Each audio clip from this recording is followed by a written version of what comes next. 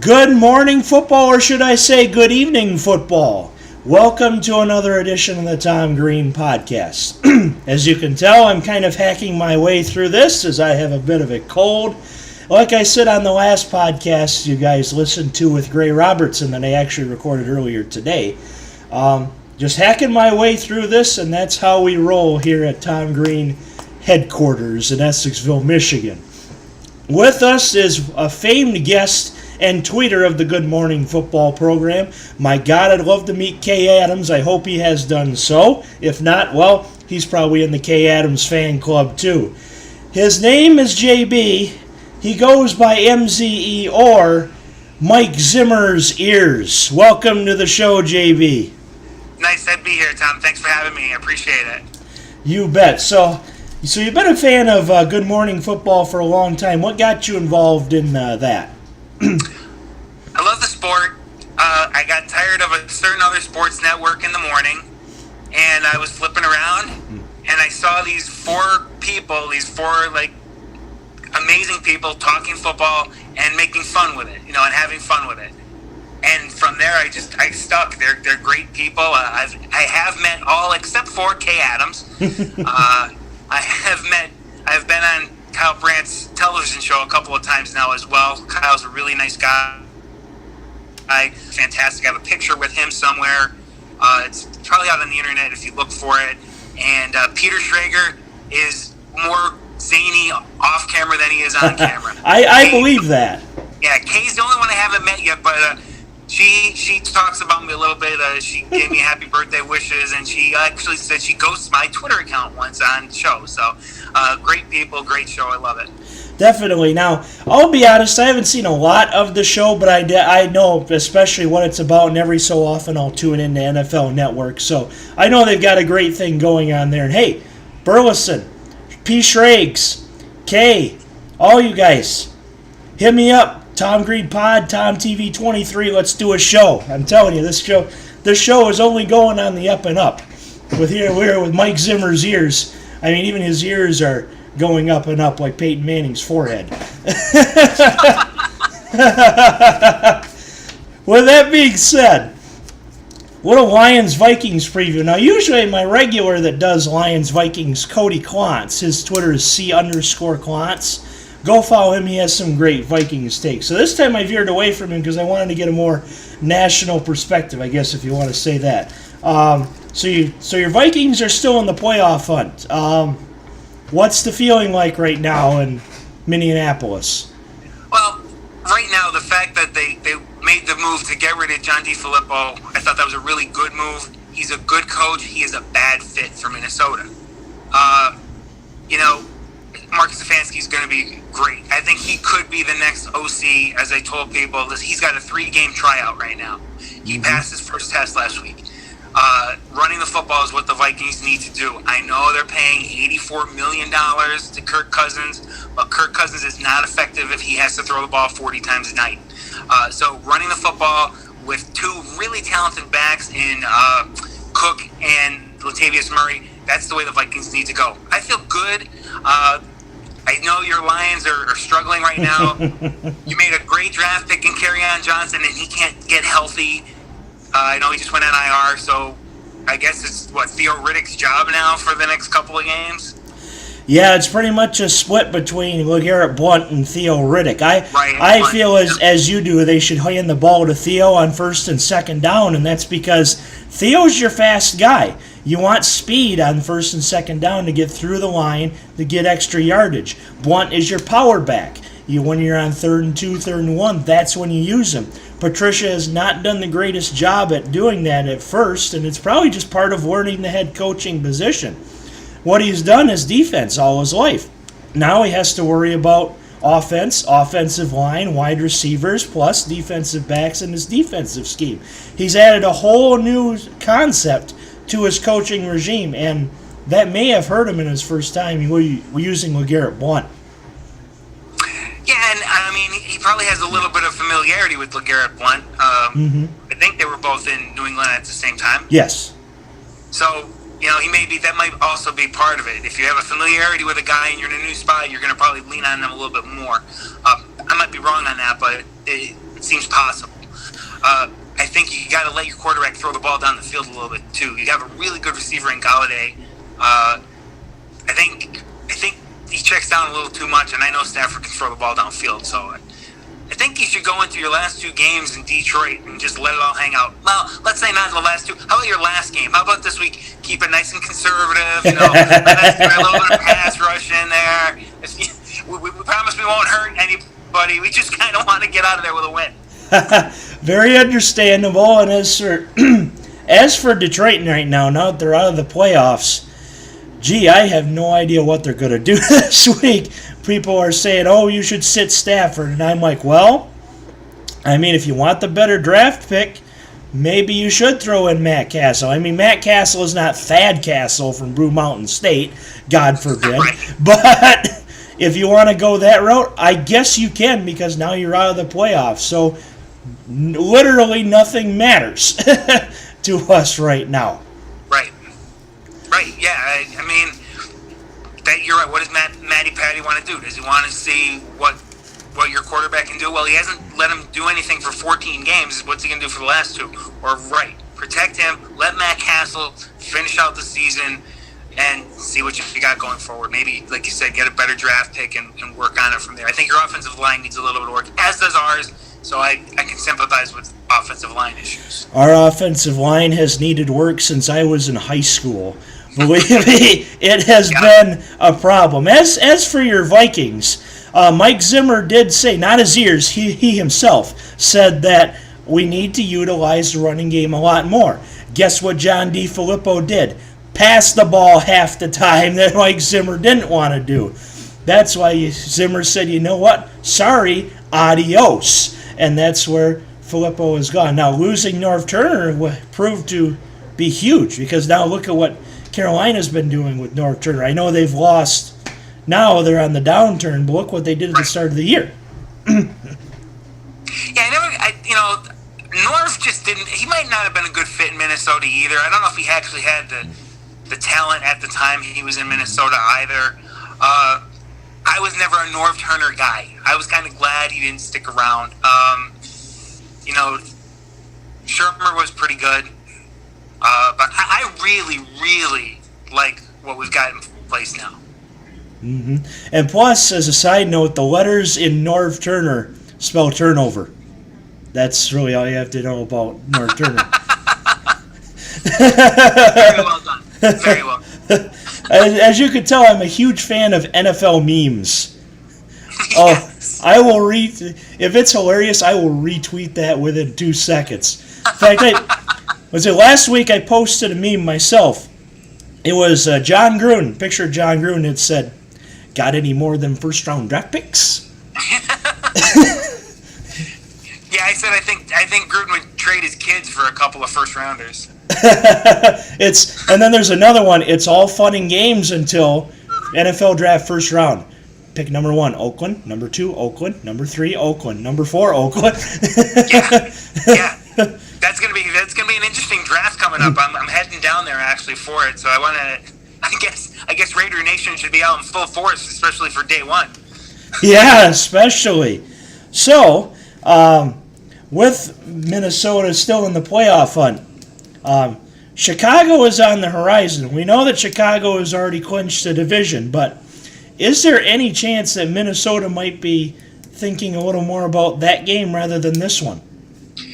I don't think Zimmer's going to let them look ahead. This is a week where if everything falls in place, they can clinch the playoff spot, and it's not out of the realm of possibility. The Vikings can definitely beat the Lions this week. The Eagles have a game against the Texans this week. Very losable game. The Texans have gotten red hot. And the Redskins, with Josh Johnson at quarterback, they go down into Nashville to play the Titans. Next to the Patriots, the Titans are one of the toughest teams at home in December in the league. So it could be a weekend where the Vikings, three games we're in, and the game against the Bears could have very little, if any, meaning, which is what I'd like to see. And all you really need to know about the Jacksonville Jaguars is they lost to Josh Johnson. Yeah, that's right. There's a team, right, that was a game away from the Super Bowl, and now they're just a mess. I call it the Bortles factor. If Blake Bortles is who you're hanging your hat on, your hat's going to get blown off pretty quickly. And which brings me to another meme I like. Blake Bortles facts. Blake Bortles has never lost a Super Bowl. He's lost one AFC Championship game to Tom Brady, but Brady has still lost 3 Super Bowls. Blake Bortles facts. Blake Bortles facts. I like that. That's good. I like to bring the humor to the Tom Green Show, as always. So, keys to a Vikings win. How will Minnesota get out of Detroit with a victory? The way they won the first time, you got to get pressure on Stafford. The Vikings sacked him 10 times in the first game. Until last week. Last week they had 9, but 10 sacks. That's a lot. Keep the Lions behind the chains works. Got to hold the ground game in check in terms of the defense. Again, you have to make them pass. The Vikings have to stick to the ground game like they did last week. Control the ball. 40 carries last week, 220 yards against the Dolphins. This is a little different kind of defense, but don't put the game in Kirk Cousins' hands. I hate to say that. I mean, they're paying a lot of money, but don't make Kirk Cousins have to win the game for you. He can do really well, as we saw last week, if it's not all on his shoulders. 14 for 21, 220 plus yards in the game. One really bad interception he threw, but other than that, he was on target. They moved the pocket a little bit with him. The touchdown pass to Aldrick Robinson was beautiful. It was one of those passes you looked at it and said, just catch the ball, Aldrick. That's all you have to do. It's going to be right there. He threw a dime. It was perfect. So control the clock and keep the Lions behind the chains. And, of course, catch the ball like Charles Clay couldn't a couple weeks ago. Yes, poor Charles Clay. I was talking with Fazzolari last week. I watched that Charles Clay pass drop, and my mouth just dropped like, what? The fact that Allen even got the throw off was amazing, but then you're watching, it's like, no, how did he not get? He's a tight end, and he's not actually the most fleet of foot, so his footing was a little bit off as I watched the play again. I think he just kind of lost sight of the ball. It wasn't a perfect pass. He had to move a little bit. I just don't know if he quite saw the trajectory, if that's the best way to say it. I don't think he quite made the adjustments that he needed to make. I felt bad for him, though. He was wide open. Yeah. The summary of the Bills and Lions seasons all in one play. Pretty much, right? As for my keys for the Vikings win, 1, run the ball. That's what Zimmer wants to do. That's what Dalvin and Latavius can do. If they both can find the end zone, or Dalvin can find the end zone twice, doesn't matter, Vikings will win. Also, control Detroit's run.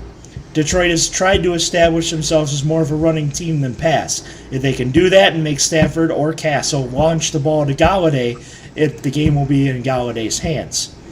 Also, I guess number 3, Cousins. If he can stay in the pocket and throw effectively and not make terrible decisions, Vikings win. If you make him go outside the pocket and make some horrible decisions, as you've seen in the season, right, you will see bad results. So control the ball, control the run, control Detroit's run, stay in the pocket, pass efficiently. So let's talk about Lions. How do you think the Lions will win this game? I think, again, we talked about this earlier, Matt Patricia's got to let Stafford open it up a little bit. You have nothing to lose. You have absolutely nothing to lose, so maybe throw a couple of gadget plays in there. I don't know if Riddick or Blunt can throw. I think one of them has thrown touchdown passes before. Might have to run a halfback option, some misdirection. That's what really the Patriots did against the Vikings. A lot of misdirection. They use a lot of motion. That Viking defense is big on pursuit. If you can get them pursuing the wrong way, you can get some big plays out of it. I really think you're going to have to throw to beat the Vikings. I don't think you're going to... Now, again, the Vikings gave up one really big run last week, but other than that, they held Miami's running game in check. I don't know that the Lions' offensive line can hold off the Vikings long enough to keep the ground game going. So I think you're going to have to open it up and throw a little bit. I really do. I think if you've got the quarterback with an arm, I don't know why he doesn't let him use it. And a lot of people are still critical on Stafford, but I saw a tweet that from a Detroit account that really made a lot of sense. It said, sure, Stafford may not be the quarterback that you want him to be, but look at free agency and look at the draft. There's nobody better. Right. And they've got right now. So keys to a Lions win. Run the screen to Theo. If they can't run the ball with Theo, like you were talking about the Vikings defensive line, try the screen pass to Riddick. I really liked the screen pass to Golden Tate before he got traded in those years. But run the screen pass to Theo. If they can open it up and throw some dimes to Kenny Golladay, of course, you can beat him by throwing the javelin, I guess. And defense, stop cooking Latavius.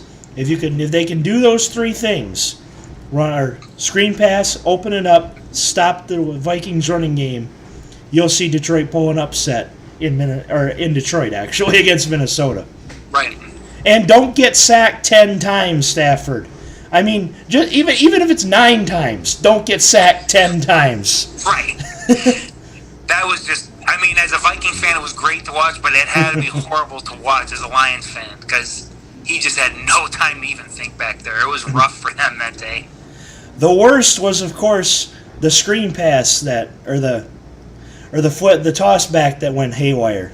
Right, the fumble for the touchdown. That really iced the game because they didn't play a bad game that day, but that flip was horrible. It was just horrible. It tells you that's so Lions. Right. It was very Lions to do, yes. So, at around 3 o'clock Central Time or 4 p.m. Eastern Sunday, score prediction. How do you think this game will go? Vikings are playing with a purpose now. I think that the coaching change at the offensive coordinator spot really sparked them last week. I can see them stay. I don't think they're going to put up the points they did against Miami. That game just kind of got out of hand late. I think we're going to see the Vikings win this one 27-13, and it's probably going to be a late score that makes it the 14-point margin. I think the Lions will hang in there for a while. This is kind of their playoff game. They're going to want to beat their division rival, but I think the Vikings have just enough firepower to beat them. 27-13 is my prediction. Well, if you're an all-Minnesota sports fan, you know that one of your famed Minnesota managers is now in Detroit. His name is Ron Gardenhire. When Minnesota was out of the playoff hunt those years, Gardenhire told his team, "This is our playoffs," was September. If Patricia and Gardenhire are getting along well, which I assume they are, I bet you Gardy said that to Patricia. And I think that's what Patricia's going to tell the team this week. But will it matter in the scheme of things? Not when the Vikings are facing a playoff spot. The Vikings are more experienced in this spot that they are, rather than Detroit. Cousins has been on the playoff fritz before, and I think you're going to see Dalvin Cook score a touchdown, Adam Thielen get over 100 yards and 10 receptions, and a touchdown to Kyle Rudolph too. Rudolph the Red-Nosed Reindeer 2 days before Christmas in downtown Detroit. Lions fall to 5-10. Hopefully they prove me wrong. I'm going to go 31-17, Minnesota. Sounds good. I'll take it. I'll take that all day. I am certain you will, and our buddy Cody Klontz will take that especially. So, the next portion of the show is the very famed segment of our football shows. And that is the rapid fire picks. Now, rapid fire is just kind of a fun name. We can always analyze the games too. Object of the game is, of course, to get as many right as you can, and the winner at the end of the season receives a small prize, no bigger than $25, so that professionals can play as well. Like last year, my drinking buddy Aaron Gosser won the prize, and I gave him a case of beer.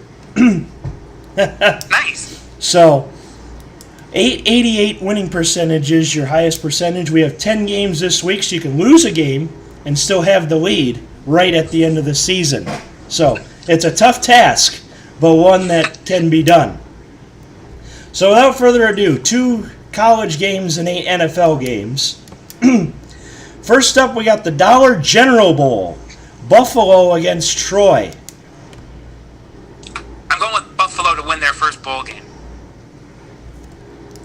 You're going Buffalo. Of course, Buffalo should have won the MAC this year, but of course NIU had other things to say about it. Troy has pulled some good upsets the past couple of years. One over LSU, another one over Nebraska. They almost beat Clemson the year before that. I think Buffalo's mad at the fact that they didn't win the MAC, and they're going to take it out on Troy and maybe even the Dollar General store across the street from my house. Not literally, but figuratively. Give me Khalil Mack's alma mater, 31-20. Khalil Mack was in attendance at the MAC championship game, too, if you saw. Yeah. What a difference he's made for the Bears. The Sheraton Hawaii Bowl. Hawaii and Louisiana Tech. The run and shoot is back on their home island, so I'm going to take Hawaii to win this one. At home, Mele Kalikimaka, as Jimmy Buffett said, is the wise way to say Merry Christmas to you. And I think that's how the Hawaii Rainbow Warriors will say Merry Christmas to Louisiana Tech and all of those around the island state. Give me Hawaii 27-10. Now we're going to the NFL games, which I'm sure you probably will have more expertise in these. Let's hope. Yeah. Saturday's 2 games. First, Redskins and Titans. The Titans win ugly. They're home. They don't really lose at home. I could see this like a 16-10 Titans win. One of those, this is an ugly game, but they walk out of there with another victory, just like they did against the Giants. That was not a pretty game if you watched it. 16-10 Titans. That is, unless you're Derrick Henry. Who all of a sudden can play football. Yeah. I like the Titans in this one as well. I think they'll make the playoffs, honestly. Titans 20, Redskins 10. Both teams are not looking pretty, but just like when you hit the ball on the green in golf, you're dancing, but the girl, she ain't too pretty. Tennessee 20, Washington 10. Saturday night, Ravens-Chargers. This should be a fun game. You're looking at the Ravens defense versus that Charger offense. Gordon is back. Phillip Rivers is one of the most underrated quarterbacks in the league. I like the Chargers taking this one 27-21. Melvin Gordon, a running back who actually cares about fantasy football. Who would have known? Right. Melvin Gordon back this week and apologizing to every single fantasy owner that had him, probably personally too. He'll run for 3 touchdowns and he'll receive one. Big day for Melvin Gordon against. I know. I'm coming in with the hot picks. Bold prediction against the Ravens defense. Higher scoring than people will think, despite Baltimore having the number 1 defense in the league. Give me Chargers 31, Ravens 24.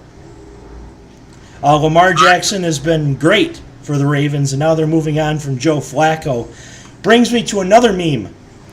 The question mark backwards is supposed to be a rhetorical question. Of course, that rhetorical question being, is Joe Flacco elite? Ask Joe. He'll tell you. He'll show you his Super Bowl ring, too. Yep. That's all he's got to show you, right? Exactly. Moving on to Sunday, Houston and Philly. Foles is real, peeps. I am taking the upset winner. Philadelphia is going to take Houston this week. And I think they're going to take them 27-24. I think they're going to win it late. At home, I kind of like the Eagles at home. If this were in Houston, I would say actually Houston domination. But since it's at home, Foles has been pretty much the savior of these Philadelphia Eagles, winning the Super Bowl for them after Wentz went down, as he's down again. Houston is a very good team. In fact, going to win the AFC South and perhaps even get a first-round bye if things play out correctly. But if a loss here will not help them. Philly 27, Houston 17. Wow, so you got a pretty comfortable win for the Eagles. That's cool. I think so. At home, I like the Eagles. A cheesesteak sounds good, too. Green Bay and the Jets. The Jets. Just end this season, Jets. Jets, mess is what I like to say. And all that said, I think I'm going to take the Jets to beat the Packers this week. The Packers just seem to have packed it in. Aha! They dumped their head coach. They really, against the Bears last week, I didn't see a lot of fire in them. I think the Jets came out and played hard last week against the Texans. I'm going to go Jets 23, Packers 16. Well, and we're actually filming this we're not really filming this, but we're recording this and looking at each other while speaking. So, JB will see that I actually have my old high school shirt on, Essexville Garber, and it's got the Packer G on it, but believe me, I definitely want to put a circle and a slash through that G because I'm a Detroit guy. No Pack, no. I definitely like that Jets pick, and gimme them because, one, screw the Packers. I'd say worse, but I'm sure that Kay Adams and the crew are going to listen to this, so I won't be that vulgar that immediately unless I know them personally. But Jets at home, Todd Bowles on the hot seat. Give me the Jets and Sam Darnold. 31-17. Also a big win. Yeah, the Packers' defense is like the cheeseheads that they were. You see all the holes in them? Yeah. That's the Packer defense. Yep, it is. Tampa Bay and Dallas. Dallas literally laid a goose egg last week, and they need this game, I think. Tampa Bay is going nowhere. Tampa Bay is having quarterback issues. They don't know who they want to start. I think they called Steve DeBerg to see if he'd come out of retirement and play this week. So I'm taking the Cowboys. I think you're going to see a big game from Zeke this week. I like the Cowboys like 31-13. I don't even think Tampa Bay shows up for this one. As much as I'd like to see Tampa win this one, because I'd like to see someone other than Dallas win the division, but good for you, Jerry Jones, trading for Amari Cooper. Boy, how about that? How about that Amari Cooper catch against Philly to end the game? Talk about luck. Literally, which, no luck, because Luck missed the Pro Bowl. So did Snacks Harrison. Come on, man. But, back to Tampa Bay and Dallas. If you're relying on a quarterback to come out of retirement for your team to win, you have a problem. Well, yes, even if somehow the Vikings were to call Dante Culpepper, you have a problem. Give me the Cowboys in this one. Amari finds the end zone. So does Zeke. Dallas 35, Tampa 10. Yeah, that sounds solid. I don't think they're going to do much against that Cowboys defense. But if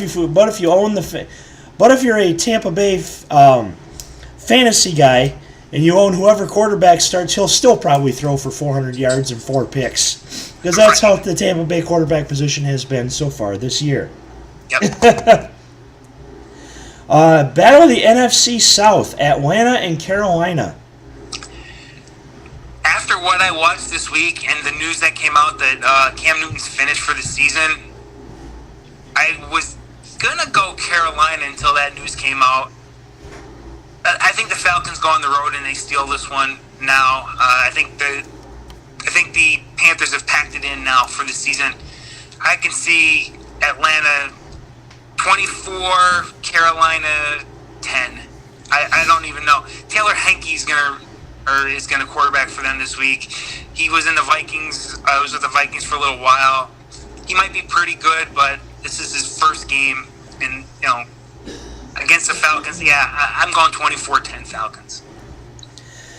Taylor Heinicke, you mean Christian McCaffrey, perhaps, at quarterback, because McCaffrey threw that touchdown pass this week, which killed my fantasy team odds, because I'm in a 14-team league. I made the semifinals, but as most playoff teams had this year, the injury bug hit at the wrong time.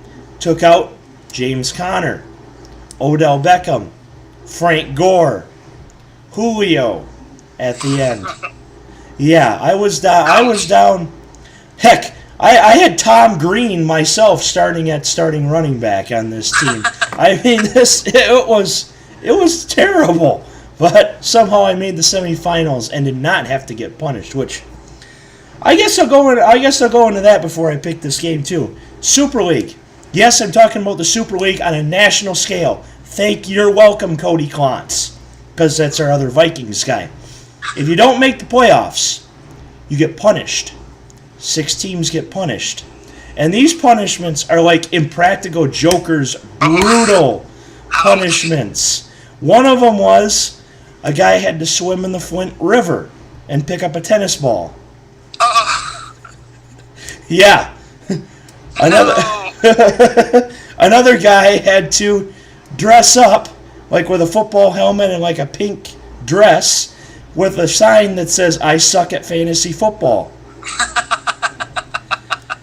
Another guy had to post a selfie every day on social media throughout the fantasy football season. Another guy had to grow a beard during the football season. Oh, see, I would hate that one. I'd hate that one. And then one I had to do, and this one was embarrassing. I had to drop my drawers and go outside and do a little business. Yeah. Oh, brutal. Gosh, no! Brutal. Come on, man! Don't do that. What kind of league is that? Once again, you want to make the playoffs if you're in this league. Thank God I did this year. Oh my goodness. Back to Atlanta, Carolina. Give me the Falcons on the road.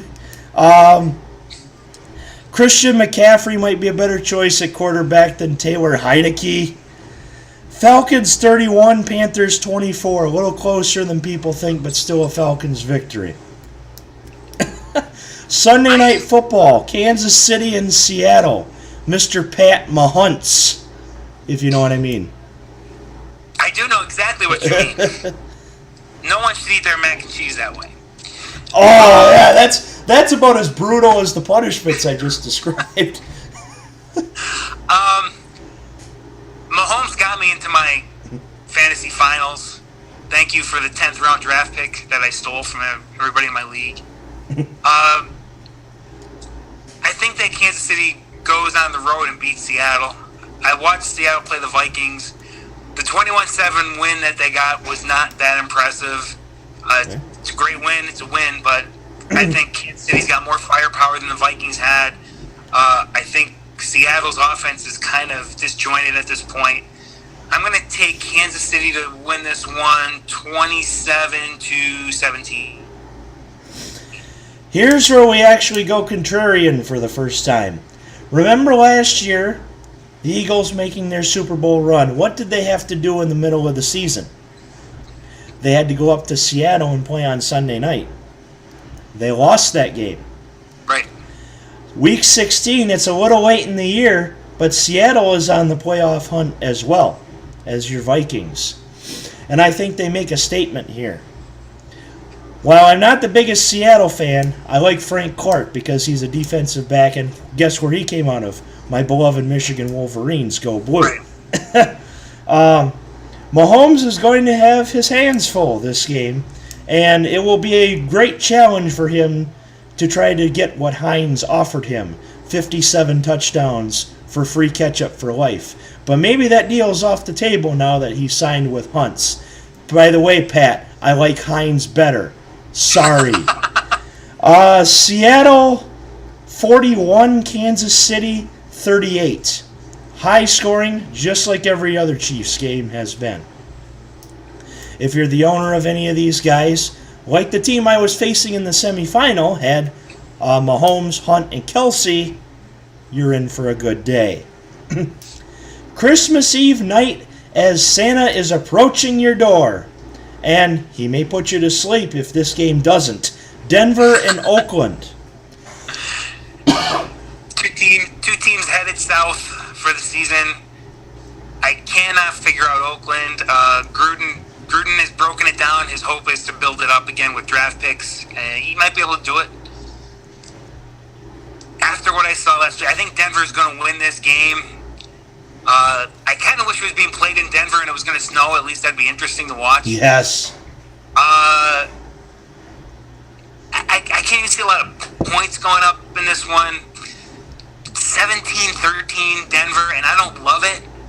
But I think Denver squeaks out a win in this one on the road. I just think they might play with a little bit more determination than the Raiders at this point. People, you're not a real NFL fan if you don't like cold weather games. As JB was saying, he wished this game was in Denver. One of my favorite playoff games to watch. Now, I know you don't like the final result of it, as I wish it was the other way too.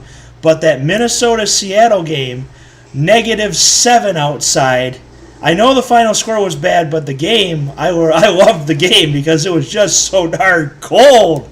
Oh, made me happy to be inside in 65 degrees in the heat. Wow, it sounded. But thankfully you guys don't have Blair Walsh anymore. Well, you guys still have kicking problems with Dan Bailey, but... Blair Walsh. Yeah. Nightmares about that one. Oh, yeah.